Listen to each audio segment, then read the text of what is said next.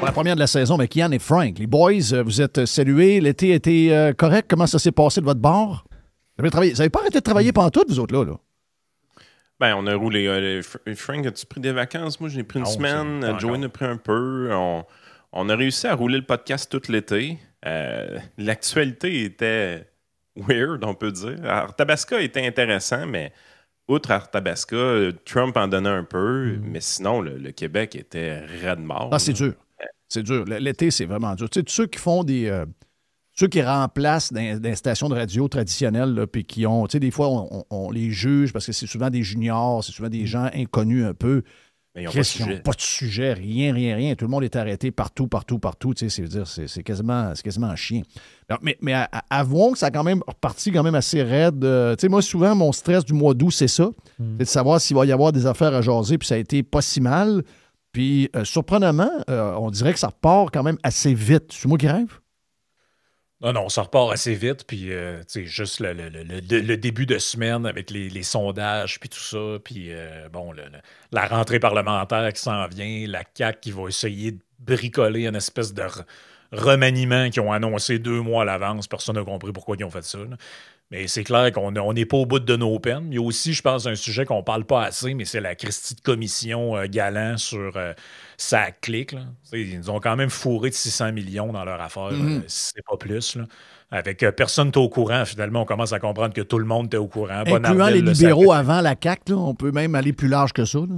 Ben oui, puis c'est ce que je disais cette semaine. On en a parlé brièvement dans un des podcasts, mais ce que je disais, c'est que si la tendance se maintient, comme on dit, puis c'est bien le PQ qui est élu, là, l'état de grâce, ça ne durera pas longtemps. Là, parce que en ce moment, il y a 180 projets informatiques au gouvernement, si j'ai bien 180 ou 182, qui sont sur la traque ou en train d'être faites. Puis la majorité ont des dépassements de coûts ou sont en voie d'en avoir. Fait que, tu sais, le prochain, tu sais, on le voit, ce qui pète en ce moment, c'est plein d'affaires que les libéraux ont initiées, soit du temps de Couillard ou même avant. Puis, tu sais, à tort ou à raison, on blâme le gouvernement qui est en place parce que maintenant, il faut que ce soit de la faute de quelqu'un. Ça peut pas toujours être la faute des autres qui étaient là 15 ans avant. Mais quand le PQ va prendre les rênes, si c'est eux autres ou si c'est Pablo, ces scandales-là vont continuer de le péter dans la face un après l'autre. Puis quand là, ça va être un nom qu'on ne connaît pas encore, mais ça va être une autre histoire de dépassement de coûts. Ça va être une autre histoire de réfection de tunnel qui coûte le double. Ça va être une autre histoire de tramway qui ne marche pas ou de REM en panne. Fait que, tu sais, le modèle s'effondre devant nos yeux, mais les politiciens un peu nono pensent que quand c'est eux autres qui vont prendre le pouvoir, tout va bien aller. Ouais, mais vous allez tous vous coltiner la même merde encore. Tu sais, c'est vrai, là, ce que tu dis. Il y a plein d'affaires là-dedans. C'était quoi la lanceuse d'alerte? En 2017, elle avait dit aux libéraux que ça clique, puis tout ça, ça marchait pas. Ben là, on est rendu en 2025, puis ils sont pognés avec ça encore. Puis le prochain gouvernement va être pogné avec ces mardes-là encore. Puis, tu sais, on a analysé en profondeur le léger qui est sorti ce matin. C'est pas juste le PQ remonte. On est allé un peu plus en profondeur, voir les jeunes, qu'est-ce qu'ils pensent, qu'est-ce qu'on pense de François Legault exactement, le changement. Tu sais, il y a une couple de constats très clairs qui ressortent. Les Québécois veulent du changement. Ça, c'est sûr à 100%. Somehow, il y a des caquistes qui pensent que le changement, c'est François Legault. Tu te rends compte qu'il y a des gens qui répondent un peu d'une drôle de manière au sondage. Mais quand tu fouilles un peu, ce que tu te rends compte, c'est que le vote péquiste, là, présentement, les péquistes sont sur un air d'aller. Ils sont même, on l'a vu pendant l'été, ils sont devenus extrêmement arrogants. La campagne d'Arthabasca n'a pas été bonne parce que les péquistes ont viré plus qu'arrogants dans cette campagne-là. Ils ont jeté les gants avec les conservateurs. Ça a donné un bon show, pour vrai. Là. En termes médiatiques, on pouvait être content de ça. Le show était bon. Mais là, les péquistes, présentement, sont dans une ligne de pensée où est-ce que chacun des pions est en train de se placer pour le pays. Là. 2027, on est indépendant, dans leur tête. Puis là, tu es là, tu te dis, Christy, les amis, êtes-vous sûrs de votre shot?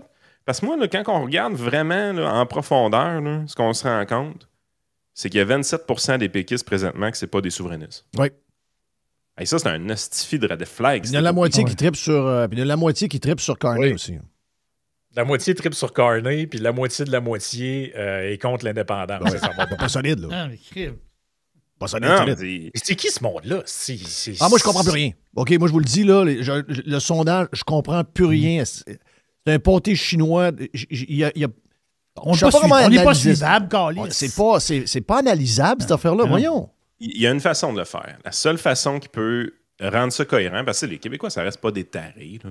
Il y a moyen de rendre ça cohérent, puis la seule façon d'y arriver, c'est que le désir du changement est très, très, très réel. Ça, c'est vrai. Fait que les politiciens qui vont se battre pour le désir de changement, ils vont le faire pour de vrai. La deuxième chose qui est réelle, c'est qu'on ne vote pas pour les politiques publiques. On ne vote pas pour les grands enjeux non plus. La souveraineté, c'est un grand enjeu, mais les gens ne votent pas pour ça. On ne vote pas pour les budgets ou ces affaires-là. On vote en réalité pour les personnalités. On vote simplement pour les personnalités. Plav Zanetti, il dit, puis Jerry, tu me l'as dit aussi hier, tu me dis, c'est uniquement pour des changements de face. C'est juste des changements de face qu'ils veulent. Oui. Puis on l'a vécu avec le fédéral de toute façon. La thèse est quand même assez facile à défendre. Fait que là, il nous reste un grand inconnu dans cette histoire-là. Qu'est-ce qui fait que présentement, les caquistes ne sont pas en train de fuir? Le staff politique est en train de fuir la CAQ. On l'a vu pendant tout l'été. Il y a plein de staffers qui ont quitté la CAQ. Ils vont où? Ils s'en vont dans le privé? Oui, pas mal. Des affaires un peu bizarres. Mais il y en a. François Legault va en placer aussi beaucoup dans la fonction publique. Parce que c'est quasiment. La CAQ, là, il y en a qui disent que c'est une coalition, mais je veux dire, dans le personnel politique, quasiment 80-85% du staff, c'est des anciens péquistes. Là. Oui. Est-ce que les péquistes vont les reprendre? Ben, je ne sais pas jusqu'à quel point, quand tu as fait 6, 7, 8 ans avec la CAQ, tu as le goût tant que ça de rester en politique. Moi, j'ai l'impression que la belle job de la fonction publique avec le vrai fonds de pension puis des heures normales est très intéressante. Là. Je pense qu'il y en a beaucoup qui vont aboutir là plus qu'au PQ éventuellement. Oui, puis de toute façon, le PQ, ils ont l'embarras du choix parce que tous les staffers mécontents ou déçus des autres formations politiques, y compris du PCQ, veulent aller travailler là. Fait que, c'est ça la... Non, ils vont ramasser Cavalieri. Mon chum Raph. Mon chum Raph, mon buddy. Oui, ils vont ramasser Raph. Lui, il va aller virer ça en patente ethno-nationaliste. Ça va être le fun au bout. mais le grand inconnu présentement, c'est que c'est quand même surprenant. Il n'y a pas de dissension au sein des députés caquistes, alors qu'on sait qu'ils vont tous perdre le job. Là, présentement, il y aurait 0 député. Fait que, ça, c'est le bout qui n'est pas normal dans l'histoire. Fait que c'est pour ça que le dernier grand coup de François Legault, c'est le remaniement ministériel. Peut-être que les députés lui laissent une dernière chance. Mais éventuellement, si le remaniement ne fonctionne pas, puis il ne devrait pas fonctionner normalement, là, on peut s'attendre à une démission de François Legault cet automne. Ça va être assez spectaculaire avec une course à la chefferie qui s'en vient. Puis, tu sais, j'ai parlé de Sophie Brochu quand même beaucoup au printemps, mais présentement, il y a quelqu'un qui a aligné les planètes pour être disponible. C'est le président de Desjardins, Guy Cormier. Lui, je ne serais pas surpris de le voir arriver dans le portrait. Mais tu sais, je veux dire... Si éventuellement la CAQ change de chef, est-ce que le 27% de péquistes non souverainistes retournent à la CAQ? Est-ce que les gens qui trouvent la belle coupe de cheveux de Pablo Rodriguez intéressante retournent à la CAQ? C'est quand même possible. Fait que, moi, j'ai l'impression que tout ce qu'on a comme data politique présentement, même si on est à un an d'élection, ça vaut rien. Ça vaut rien. Non, je suis d'accord. Ça vaut. Ouais, il y a beaucoup de spinage aussi là-dedans. Là. Même moi, j'ai embarqué là-dedans pendant un bout. Je disais, c'est vrai, Pablo, il a de l'air... Pas qu'il est bon, mais je veux dire, je me disais, on dirait qu'il amène de quoi. Puis là, mais moi, je pense à force de se faire répéter, il y a un effet Pablo, il y a un effet Pablo. Excuse-moi, dans Arthabasca, ils n'ont même pas fait 1010%. Franco, il n'y avait aucun effet, Pablo. Le gars, il n'a même pas de compte. Le gars est sur Blue Sky. Non, mais c'est vrai, le gars est sur Blue Sky. Je veux dire, qu'est-ce que tu fais là, man? Non, je comprends, là, mais tu sais, en même temps, on le sait pas. Là, quand il va commencer à faire la tournée des CHSLD, flatter des mains de dames esselées en lui disant qu'ils vont perdre leur pension s'ils votent le PQ, on le sait pas quel effet ça va avoir. Moi, je pense qu'il peut scorer très fort avec les vieux, ce monsieur-là. Mais pour l'instant, il n'y en a pas vraiment d'effet. Mais comme dit Yann, l'élément qui manque dans l'histoire, c'est qu'en ce moment, on sait qu'on n'a pas le portrait complet parce qu'on sait, je pense, pas mal tout le monde, qu'il n'y aura pas de François Legault sur le ticket en 2026. Là. Il peut pas. S'il fait ça, il est plus nono qu'on pense. Oui, parce qu'il a fait la tournée des fromageries Victoria, là, et c'est là qu'il est à l'aise. Puis, je ne sais pas à quoi ils s'attendent. À part du monde qui vont mentir, ils diraient on vous aime, alors qu'ils n'ont pas voté pour ou qu'ils ne veulent plus le voir. Mais tu sais, je veux dire, le sondage, au-delà du sondage léger de cette semaine, le sondage en Tabasco, il est clair. Là. 93% des gens ne veulent plus t'avoir. C'est clair et net. Puis, Exact. on est vraiment dans... Puis dans l'histoire de l'humanité, c'est jamais arrivé que 90 députés qui s'apprêtent à perdre leur job désirent aller faire un dernier combat avec leur valeureux chef. Là. La politique n'a jamais fonctionné de même. Ça ne commencera pas à fonctionner de même cette année. Là. La guerre va finir par pogner dans ce parti-là si François Legault ne quitte pas. Ben, mais ça montre pareil la bande d'abrutis qu'il y a là-dedans. On les avait vus pendant la COVID, ils étaient enfermés chez eux, ils recevaient des emails à la tonne de gens craqués, des histoires de leurs jeunes, puis de leur business fermé. Puis il y en a eu des patentes. Là. Il y en a eu des gens qui ont pogné le email ou qui ont essayé de les appeler, puis tout. Puis ces gens-là se sont cachés. Puis tu te disais, mais voyons, comment ça qu'il n'y a pas un qui se lève pour essayer de brasser la patente, puis dire, hey, je t'ai cœuré de faire passer pour quelqu'un de pas fin, alors que moi aussi, je trouve ça un peu fou. On avait pogné quelqu'un, à un moment donné, dans un party ou dans un souper qui avait réussi à parler un peu, puis il avait été comme enregistré off-mic. Là. Mais pour ça, il n'y a pas eu grand-chose. Mais là, tu vois, là, en ce moment, là, de voir que ces gens-là sont en train de fonctionner comme si le parti était premier ou deuxième des sondages, alors qu'ils risquent de tous disparaître, toute la gang, puis qu'ils ne disent pas un mot, on a affaire à une gang de bizarres. Là. C'est vraiment une méga gang de bizarres. Puis il y a plein de gens quelqu'un qui leur a promis quelque chose. Oui, ou ça. Oui, c'est ça qu'on ne sait pas. Mais moi, je pense qu'il y a plein de gens là-dedans qui auraient pu sérieusement sauver leur honneur s'il y avait, au moment opportun. Tu sais, quand Legault est rentré dans le bureau à Guilbeault, puis il a dit, garde là, on va caller une conférence de presse, puis tu vas aller enterrer le troisième lien. Bien, si les députés de la région de Québec étaient partis, les 10-12, puis ils avaient dit, garde, on quitte le parti, on crée une nouvelle formation, elle ou je ne sais plus qui d'autre va être le chef de ce parti-là, il aurait sauvé le siège. Là. Tout le monde aurait fait genre, OK, ça, c'est du monde qui se tient debout pour un dossier qui est important pour la région.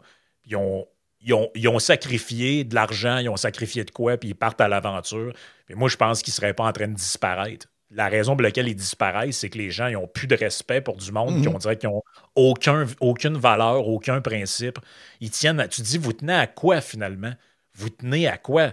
T'sais, le parti a virevolté sur tous les sujets, puis tout le monde reste là, tout le monde attend, tout le monde... C'est pour ça que ça prend un externe aussi. Il n'y a personne à l'interne qui est prêt à prendre la place de François Legault. Ils sont tous brûlés. Oui. Ils sont tous brûlés. Toute la gang. Guilbeault est brûlé. Bonardel, il est aux fraises. Il est en train de se faire brûler avec la SAC aussi. Là, tu dis, ils sont tous brûlés, toute la gang. Mais... ça reste possible. Ils peuvent avoir de l'espoir parce que les libéraux fédéraux l'ont fait. Exact. C'est ça qui change la donne. C'est ça qui change la patente. Il y a une complexité. C'est tellement complexe, le vote québécois, c'est inimaginable. Tu prends ce qui s'est passé dans Arthabasca, enlève Victoriaville. Tu prends Victoriaville, là, tu le siphonnes, tu l'enlèves. Duhem passe. Là. Oui, les statistiques de Radcam. Ce qu'ils ont réussi à faire mais c'est fou, là, parce que. Ce qu'ils ont réussi à faire. Mais juste dire, Duhem était relié, autrement dit, ah oui, mais tu veux dire la gestion de l'offre, puis le monde n'aime pas trop ça, puis tatati, puis tatati. Christophe, enlève la ville de Victo, puis les vieux pépères, puis Duhem passe easy. Enlève même pas la ville de Victo, enlève les centres de personnes âgées. Ah, mais ils sont là, les estis de bâtisse. Oui, mais je ne sais pas toute la ville au complet, tu comprends? Ce qui va arriver avec la politique présentement, c'est la chose suivante. C'est que l'électeur est très difficilement mobilisable pour un parti politique, comme les libéraux, comme Québec solidaire, comme le PQ même à la limite. C'est vraiment dur de mobiliser l'électeur pour ces partis politiques-là. Par contre, l'électeur présentement est facilement mobilisable pour un seul sujet, c'est être anti-Trump. Pour être anti-Trump, l'électeur est très, très, très facile à mobiliser. Et ce que les partis réussissent à faire présentement, c'est de créer un référendum sur Trump à chacune des élections. Au niveau fédéral, c'est ça qui est arrivé. L'élection, c'était est-ce que tu es en faveur de mini-Trump ou tu es en défaveur de mini-Trump? Ça n'a été que ça. Fait que la journée que tu étais en défaveur de mini-Trump, tu devais voter pour le parti qui a plus de chances de combattre mini-Trump. C'était les libéraux dans ce cas-ci. Le vote NPD a largué son parti complètement pour aller du côté des libéraux. Ouais. Dans Arthabasca, on a vu la même chose. Cette élection-là s'est transformée dans une élection référendaire pro ou anti-Duhem, mais si tu pousses un peu plus loin, tu vas te dire Duhem égale Trump. Ouais. On Duhem, est vraiment c'est dans Poilievre et mini-Trump, donc Duhem et mini-Trump. Donc, les électeurs, présentement, votent de manière extrêmement stratégique en fonction de mettre des bâtons dans les roues d'un politicien qui a le potentiel de ressembler un peu à Donald Trump. Parce que ça leur fait peur pour de vrai. Ils veulent rien savoir d'avoir un Donald Trump au Québec. L'électeur québécois veut rien savoir de ça. Il sait qu'il faut pas ça. Il se fait dire que Poilievre et Duhem sont Trump, donc je veux contrer ça. Donc, ils ne font que du vote stratégique en fonction de ça. Moi, j'ai de la misère à croire que dans Arthabasca, les libéraux sont à 7 % pour de vrai. Il y avait quand même une pas pire candidate, les libéraux. Ils ont fini à 7 parce que le vote NPC, les gens avaient la chienne d'Éric Duhem. Le chef n'est pas allé. Hein. Le chef n'est pas allé. On dirait que, moi, j'appelle ça une coalition. Il y avait une genre de coalition pour laisser le PQ gagner. Il y avait vraiment une volonté. Est-ce qu'on ne veut pas voir Éric Duhem à l'Assemblée nationale? Moi, c'est le côté qui m'écoeure de ça. Là. Puis, ils n'ont pas fait campagne, ni Legault l'a fait non plus. La gang de QS n'ont pas fait. Même la fille n'était même pas là. Donc, oh non, c'est une campagne de paru, mais il y a quelque chose de le fun quand même avec les Québécois dans le sondage de Léger. Puis ça, il n'y a personne qui va vous en parler. Mais on l'a spoté un matin dans le podcast. Les Québécois, en général, quand tu leur demandes est-ce qu'Éric Duhem devrait avoir une présence à l'Assemblée nationale, tu as 40 % des gens qui disent oui. Mm-hmm. La plupart des gens ont un côté très démocrate en dedans d'eux. Donc, le cirque qu'on voit à télé, c'est déphasé avec ce que les Québécois veulent pour de vrai. Même les péquistes, les caquistes, les libéraux, les solidaires même les solidaires avaient un chiffre assez élevé. Les solidaires considèrent que oui, effectivement, dans une bonne proportion, Éric Duhem devrait avoir une présence à l'Assemblée nationale. Fait qu'à un moment donné, tu es là, tu te dis, crème, les Québécois sont pas si dédaigneux que ça de la politique puis de la démocratie, mais de la manière que c'est présenté dans les médias, par contre, on vire tout en cirque anti quelque chose. Puis tu sais, moi, je suis un peu tanné de ça. Je veux dire, Donald Trump n'a pas un grand impact sur nos vies. Là. Mais ici, on a une peur bleue de Donald Trump qui est absolument phénoménale. Là. Et ça, c'est discuté par du vrai monde réellement autour des feux de camp cet été. Là. Fait que là, t'es là, tu te dis, ouais, OK, qu'est-ce qu'on peut faire pour contrer ça? Puis c'est là que je manque d'idées. Comment qu'on fait pour contrer ce discours anti-Trump-là qui se transfère en ce que je comprends pas, anti-Poilievre? Le bout, je comprends pas. Je vais le répéter pour la millième fois. Tu sais, moi, j'aime Trump, mais sur le côté péquiste de Trump, je l'aime pas. OK? Donc, je suis pas obligé de tout aimer Trump. Mais son leadership de cette semaine, j'adore ça. J'envie les Américains d'avoir un genre de leader de même, puis un gars qui veut la paix. J'adore quand Trump... C'est là qu'il est à son meilleur. Le côté péquiste, nationaliste économique, toute la patente, puis je vais calisser le boss d'Intel dehors, je vois assis, ce côté-là, ça m'énerve. Les tarifs, ça m'énerve. Le gouvernement veut acheter des actions d'Intel. Ben oui, c'est ça. Donc, tout ce bout-là m'énerve. Mais, le matin, je suis aux États, je vote encore pour Trump, OK? Mais je veux dire, ce que les Québécois racontent sur l'achat local, sur les compagnies qui réussissent, sur ce qui se passe, c'est carrément Trump. Ben oui. Ils sont exactement comme Trump.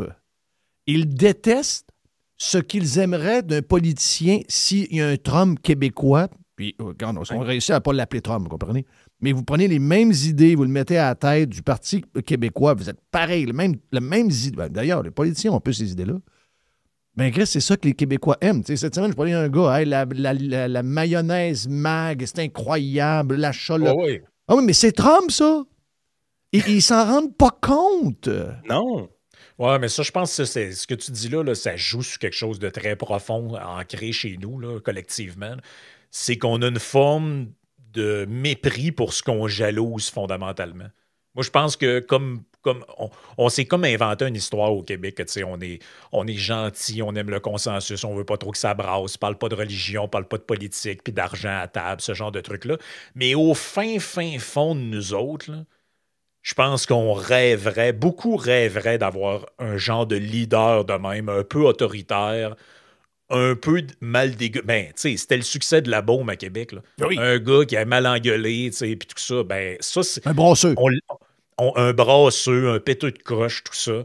Mais, tu sais, moi, je l'ai déjà dit souvent. Si le PQ avait eu un genre de Trump, ça ferait longtemps que le Québec serait un pays. Ben oui. Ça ferait très longtemps que le Québec serait un pays. Mais on préfère plutôt le bon gendre à. Le beau-fils gentil, puis tout ça. Beige, puis qui brasse pas trop, parce que c'est l'image qu'on aime projeter de nous-mêmes, puis qu'on s'imagine qu'on est. Mais quand tu vas dans... Tu sais, moi, je le dis souvent, l'image publique du Québécois puis le Québécois en privé, c'est tellement deux affaires différentes. Tu sais, moi, dans ma vie privée, j'ai souvent l'impression d'être le modéré, là. Je parle avec du monde qui me disent des affaires, des fois, je suis comme Chris, tu dis jamais ça devant du monde, ça n'a pas de bon sens. Il y a des gens qui ont des idées extrêmement radicales, puis même quasiment violentes des fois. Tu te dis, ce monde-là, ils se virent de bord puis ils ont peur de Duhem. Oui. Et tu sais, tu viens de me dire une affaire que je peux même pas répéter dans un podcast. Mais non, c'est ça. Très dur à suivre. Très, très, très dur à suivre.